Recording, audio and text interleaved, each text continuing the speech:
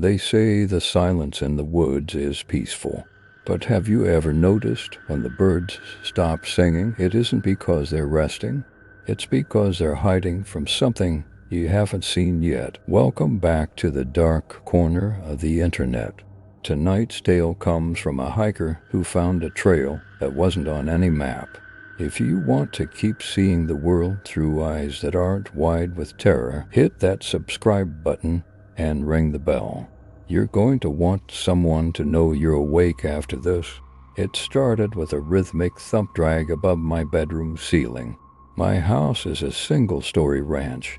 There is no second floor, only a crawl space packed with fiberglass insulation and dust. I told myself it was squirrels, but squirrels don't weigh 180 pounds. Squirrels don't have a gait.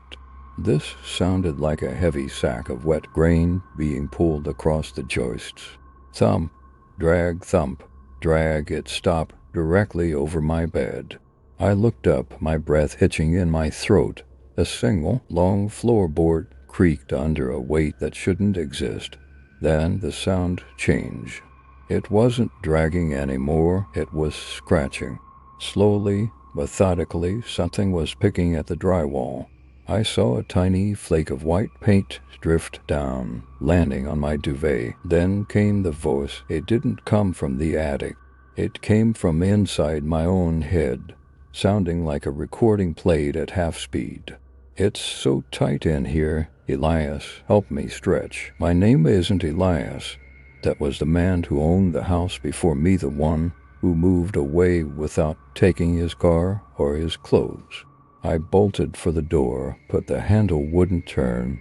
It felt like it was being held from the other side. I looked back at the ceiling, a pale needle, thin finger stripped of skin at the tip, poked through the drywall. Then another. They began to peel the ceiling back like wet cardboard.